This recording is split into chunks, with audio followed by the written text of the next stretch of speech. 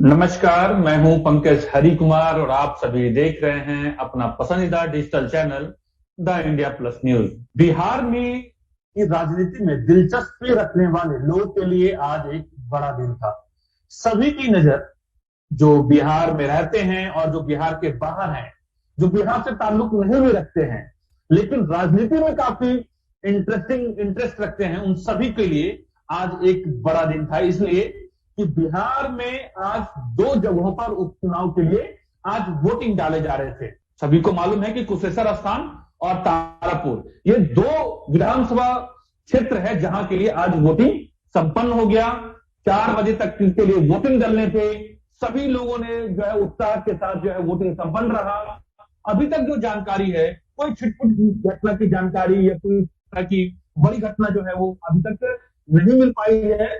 मतदान शांतिपूर्ण रहा है। ये सब बात तो ये है कि अब सवाल ये उठ रहा है कि आखिर जब 2 नवंबर को गिनती होगी, वोटों की गिनती होगी, तो आखिर जीत का सेहरा लालू प्रसाद यादव की करिश्माई चेहरे को मिलेगा या फिर जीत जो है वो नीतीश कुमार की जो सुशासन वाली जो उन्होंने जो है चादर ओढ़ रखी है उनकी जो है जीत पर जो है मुहर लगी। इस बात की चर्चा होनी शुरू हो गई है या फिर चर्चा इस बात को लेकर के हो रही है कि जो लालू प्रसाद यादव ये कह रहे हैं कि जिस तरीके से पिछली बार जनाधार की चोरी हो गई, जनाधार पर डाका पड़ गया, तो क्या इस बार भी डाका पड़ेगा या फिर इस बार 2 नवंबर को खेला होगा। जो लगातार तेजस्वी यादव और लालू प्रसाद यादव ये बार ये कह रहे हैं कि इस बार 2 नवंबर को खेला होगा और तेजस्वी यादव सीएम बनेंगे। 2 नवंबर को परिणाम है, क्या वो आरजेडी के फेवर में होगा,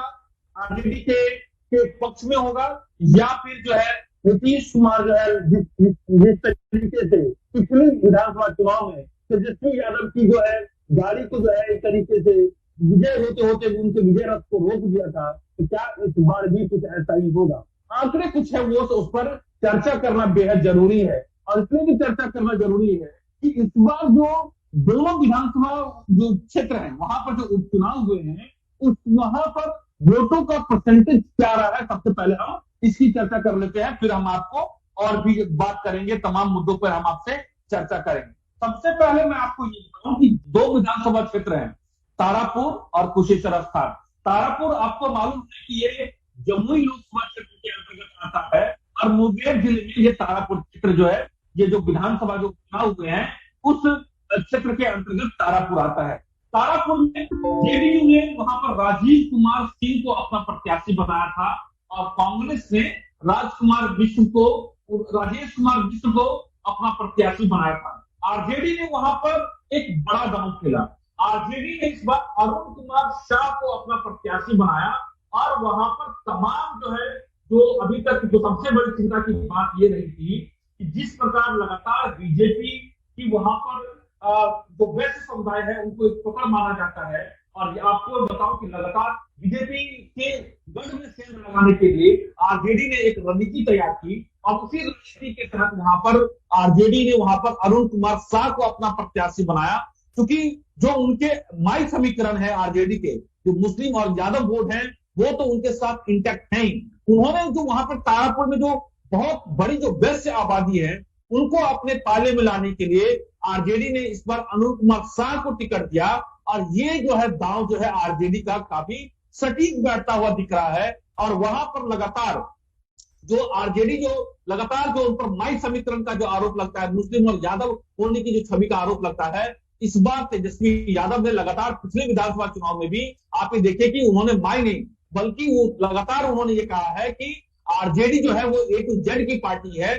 और यही बात इस बार जब तारापुर विधानसभा उपचुनाव हुए हैं वहां पर भी आरजेडी की तरफ से वहां पर वैश्य समुदाय को जो है वो टिकट देने का काम किया गया है। और ये वहां पर ग्राउंड पे लगातार जो वैश्य समुदाय के जो वोटर है, जहां पर आपको बताऊं कि यादव और कुशवाहा तारापुर विधानसभा क्षेत्र में बहुत बड़ी संख्या में है, लेकिन वैश्य समुदाय को जहां पर अरुण कुमार शाह है उनको टिकट दिए जाने के बाद वहां पर ग्राउंड समीकरण बदला है। इस बात को कहने में कहीं कोई दोहराई नहीं है और इसका परिणाम क्या होता है इस पर भी हम चर्चा करेंगे, उसका क्या असर होगा 2 नवंबर को, हम इसकी चर्चा आगे के वीडियो में करेंगे। लेकिन लगातार में जितने भी हमारे दर्शक हैं जो इस वीडियो को देख रहे हैं, जो लाइव देख रहे हैं, उनसे ये जरूर है कि मैं देख रहा हूं कि काफी लोग लगातार लाइव के दरमियान जुड़ते जा रहे हैं, और मैं कहूंगा कि लगातार हमारे फेसबुक पेज को आप लाइक कीजिए, यूट्यूब चैनल को सब्सक्राइब कीजिए और वीडियो को ज्यादा से ज्यादा शेयर कीजिए, ताकि आपको लगातार इसके बारे में आपको जानकारी मिलती रहे कि आखिर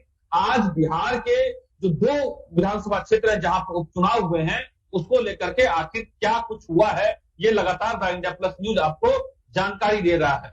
अब मैं आपको और भी जानकारी बताता हूं। कुशेश्वर स्थान की तरफ चलते हैं। कुशेश्वर स्थान जो है वो दरभंगा जिले के अंतर्गत आता है। ये सभी को मालूम है कि जो विवाद और जो महागठबंधन जो टूटा है, उसमें सबसे बड़ी बात जो है वो आपको बताऊं कि इसी सीट को लेकर के आरजेडी और जो दूसरा जो कांग्रेस है, दोनों के बीच में जो विवाद की जो वजह रही थी, वो कुशेश्वर स्थान की सीट को लेकर के ही थी। यही वजह है कि आरजेडी और कांग्रेस के रास्ते जो है वो अलग अलग हो गए। अब हम बात करते हैं कि आरजेडी ने किस पर दांव आजमाया था। वहां पर आपको मालूम है कि शशि भूषण हजारी जेडीयू के उम्मीदवार थे, जिनका निधन हो गया, और जेडीयू ने यहां पर शशि भूषण हजारी के जो पुत्र हैं अमन भूषण हजारी को अपना प्रत्याशी बनाया था। कांग्रेस लगातार इस सीट पर लगातार उनकी दावेदारी रही है, लेकिन आरजेडी ने इस बार महागठबंधन जो गठबंधन है उस धर्म का पालन नहीं किया। आरजेडी की तरफ से लगातार ये कहा गया कि हम सीट को हारने के लिए नहीं दे सकते हैं, और यही वजह है कि आरजेडी की तरफ से अपने प्रत्याशी उतार दिए गए। वहां पर आरजेडी ने गणेश भारती को अपना टिकट बनाया, क्योंकि ये रिजर्व सीट है, वहां पर गणेश भारती को उन्होंने अपना प्रत्याशी बनाया। और लगातार कांग्रेस ने, यही वजह है कि कांग्रेस ने भी जो है अपना प्रत्याशी अतिरेक कुमार को बनाया।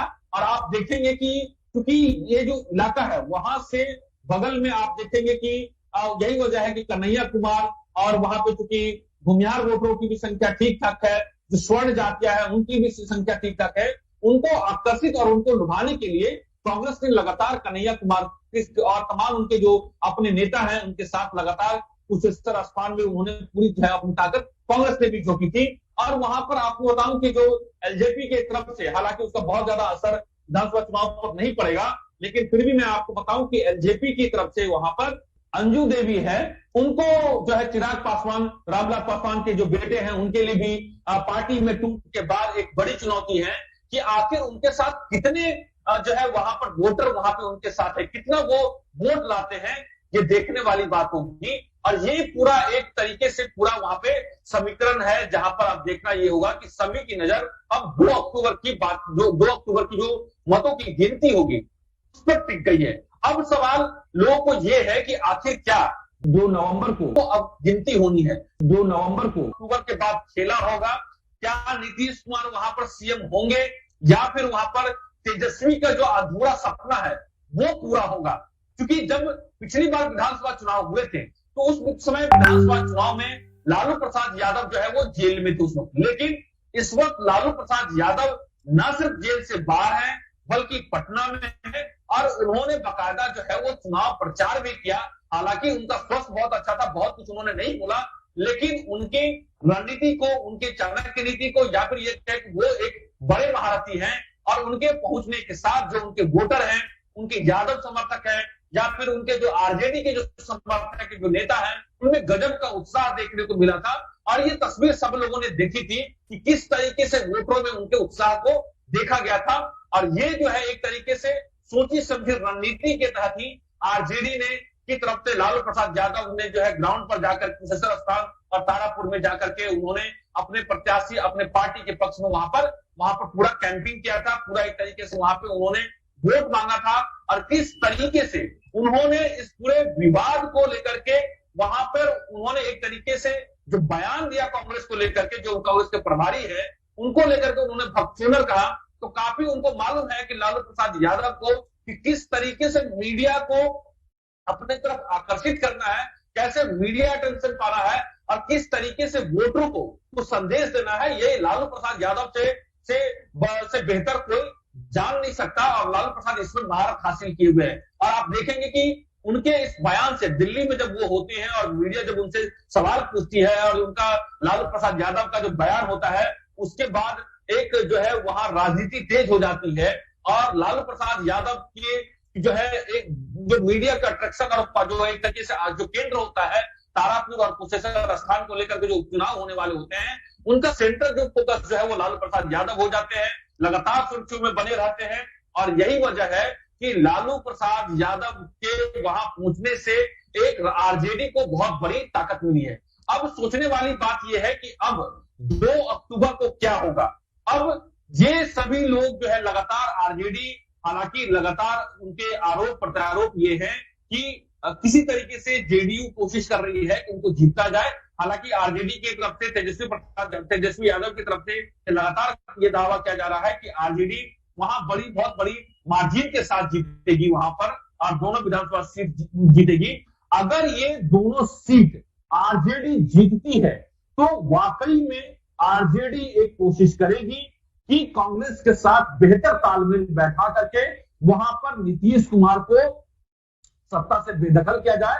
जो अभी तक आप सभी लोगों ने वो देखा है, अभी तक की बयानबाजी, उसका असर नहीं पड़ेगा, क्योंकि लालू प्रसाद यादव ने बिल्कुल साफ कर दिया है कि कांग्रेस का मतलब सोनिया गांधी होता है। ये बिल्कुल सही बात है। तो अगर ये दोनों सीट जैसा कि आरजेडी के पक्ष में होता है तो वाकई में एक बड़ा संदेश जाएगा और आरजेडी की तरफ से ये कोशिश होगी कि आप जो है कांग्रेस और उनका जो कुछ और भी विधायकों को मिला करके, खासतौर पे जो ओवैसी की जो पार्टी है उनके विधायक हैं, उन सभी को मिला करके एक कोशिश, वो जरूर कोशिश करेगी आरजेडी की तरफ से। और सभी लोगों की नजर ये होगी, यही वजह है कि ये 2 सीट जो है बिहार में इतना महत्वपूर्ण बना हुआ है। अगर ये 2 सीट जेडीयू जीत जाती है दोबारा से तो जेडीयू की मजबूती होगी, वहां पे एनडीए की सरकार मजबूत होगी। अगर ये जेडीयू हार जाती है तो आरजेडी के जो अपने दावे हैं और कांग्रेस को जो उनको लेकर के जो उनका आरोप है वो एक तरीके से सही साबित होगा और कांग्रेस की स्थिति इस वजह से और बिहार में कमजोर होगी, क्योंकि आने वाला जब चुनाव, लोकसभा चुनाव होगा और आगे जो विधानसभा चुनाव होगा उसमें आरजेडी का पलड़ा भारी होगा।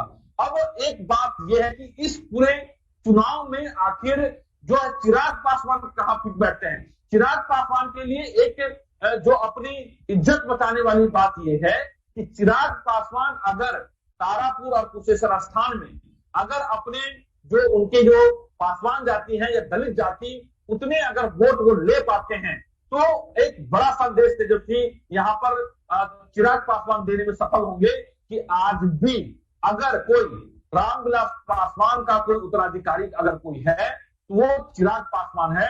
और चिराग पासवान के लिए कोई बहुत बड़ी उम्मीद वहां पर नहीं की जा सकती, लेकिन अगर उनको वोट कितना मिलता है ये जो है उनके आगे की राजनीति के लिए उनके लिए एक जो है संजीवनी का काम करेंगी। एक बात और मैं आपको बता दूं कि जो अभी जो चुनाव आयोग की तरफ से जो जानकारी दी गई है और चुनाव आयोग की तरफ से डाटा दिया गया है वो बहुत ही उसके क्या मायने हैं ये मैं आपको एक बार बताने की कोशिश करता हूं। एक बात मैं आपको और बताता हूं कि चुनाव आयोग के तरफ से जो जानकारी मिल पाई है कि आखिर आप देखिए कुशेश्वर स्थान जो है वो रिजर्व सीट है। कुशेश्वर स्थान में जो वोटिंग का परसेंटेज है वो बहुत कम है, मात्र 49%, मतलब 49% जो है वहां से वोटिंग हुई है। मतलब वोटरों में बहुत ज्यादा उत्साह देखने को नहीं मिला है। और अगर वोटरों में उत्साह देखने का मतलब कई बार ये निकाला जाता है कि वहां जनता जो है अगर वो वहां पर वोटरों में बहुत ज्यादा उत्साह देखने को मिलता है तो ये समझा जाता है कि ये जो विपक्ष में जो पार्टी है या फिर बदलाव के लिए लोगों ने वोट दिया है। लेकिन इसका क्या मतलब निकाला जाए, इसके 2 मतलब हैं। एक तो ये है या फिर जो आरजेडी के वोटर बहुत ज्यादा निकले हैं या फिर जेडीयू के लोग नहीं निकले हैं या फिर नहीं तो ओवरऑल इसका विश्लेषण किया जाए तो ये इसका एक मायना ये भी निकलता है कि वोटरों में जो दिख रहा था उत्साह वो सिर्फ उत्साह सिर्फ टीवी में या फिर आपको न्यूज में दिख रहा था या फिर वोटरों के अंदर ये उत्साह नहीं था। लेकिन आपको बताऊं कि जो यहाँ पर वोटिंग परसेंटेज है कि यही आपको 2015 में 52.66% जो है वो मतदान हुआ था। वही आपको कुशेश्वर स्थान में जब 2020 में जब वोटिंग होती है तो वहां पर करीब 54.5% जो है वहां पर वोटिंग होती है। लेकिन यही जब उप मतदान कुशेश्वर स्थान में हो रहा है तो वोटिंग परसेंटेज जो है वो 50% से भी नीचे चली जाती है, वो 49% की वोटिंग है यहाँ पर। तो आखिर इसके क्या संकेत है? यही हाल आपका तारापुर जो विधानसभा है, जिसके लिए जो है वहां पर बाइपोल हुआ है, वहां पर भी देखे कि 2020 में जो वहां पर वोटिंग हुई है वो करीब जो है 55%, मतलब 54.7% वहां पे वोट गिरे थे। लेकिन इस बार आप देखें बाइपोल में जो है 50% भी वहां पर भी पोल नहीं हुए हैं, करीब जो है माफ कीजिएगा 50.05% पोल हुए हैं।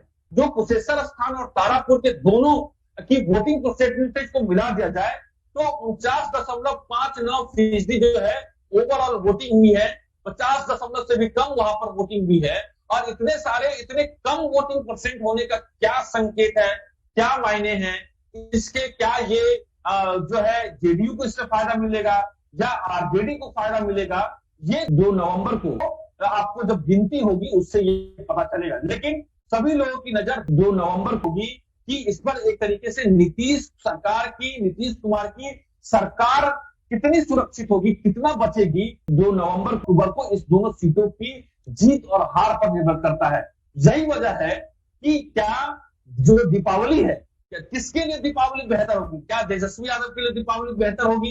क्या वो दीपावली पटाखे जलाएंगे? या फिर जो नीतीश कुमार के लिए जो है ये जो 2 अक्टूबर को जो गिनती होगी वोटों की, तो क्या नीतीश कुमार के लिए काली दीपावली होगी या फिर जो है वो जो दीपोत्सव नीतीश कुमार मनाएंगे? ये सभी को इंतजार अब 2 अक्टूबर का है, क्योंकि कुशेश्वर स्थान और तारापुर विधानसभा में जो आज उप मतदान हुआ है, जो इस दोनों क्षेत्र के लिए जो है आज वोटिंग हुई है, इन सभी की नजर और सभी लोगों की नजर जो है वो 2 नवंबर के लिए है। और 2 नवंबर जो है के लिए काउंटिंग वहां पर होगी, मतों की गिनती होगी और 2 नवंबर को वहां पर लोगों को इंतजार है कि आखिर वहां पर क्या कुछ होने जा रहा है। उस दिन क्या कुछ होगा हम आपको बताएंगे।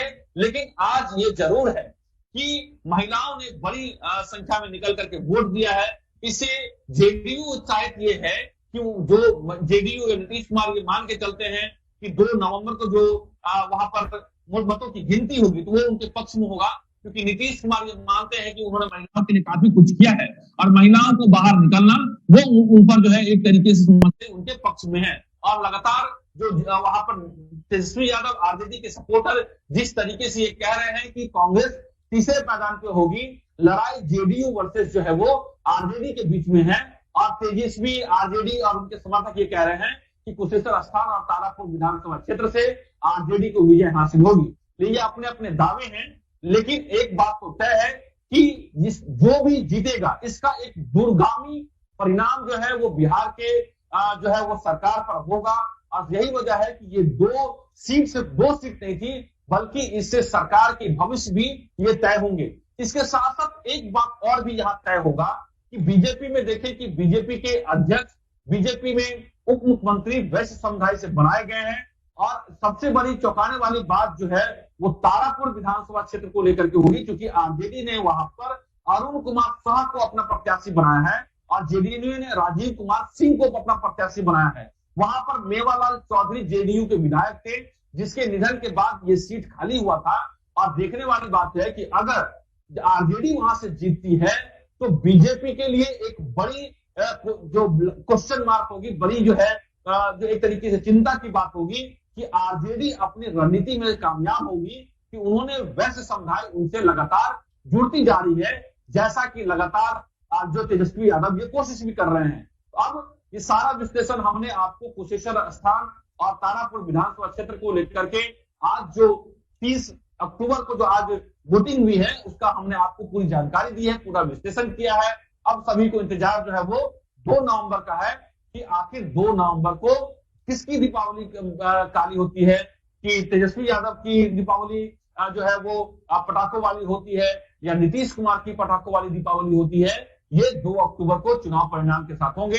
हम आपको उस दिन भी बताएंगे कि वहां पर लगातार वोटों की गिनती क्या हो रही है, कौन जीता कौन हारा, तमाम इस चुनाव परिणाम पर हम आपको विश्लेषण करेंगे। आप सभी देख रहे हैं द इंडिया प्लस न्यूज। मैं हूं पंकज हरि कुमार। लगातार इस बिहार और आसपास की जो है खबरों से अपडेट रहने के लिए आप लगातार हमसे जुड़ सकते हैं, लगातार हमसे संपर्क कर सकते हैं और आपके पास कोई जानकारी है तो आप हमसे शेयर भी कर सकते हैं। नमस्कार। अगर आप चाहते हैं कि आपको इस तरह का इंफॉर्मेटिव वीडियो मिलता रहे तो आप हमारे चैनल द इंडिया प्लस को सब्सक्राइब करना ना भूलें। साथ में आप बेल आइकन को दबाना भी ना भूलें ताकि आपको नोटिफिकेशन मिलता रहे। आप हमारे इस वीडियो को शेयर भी कर सकते हैं।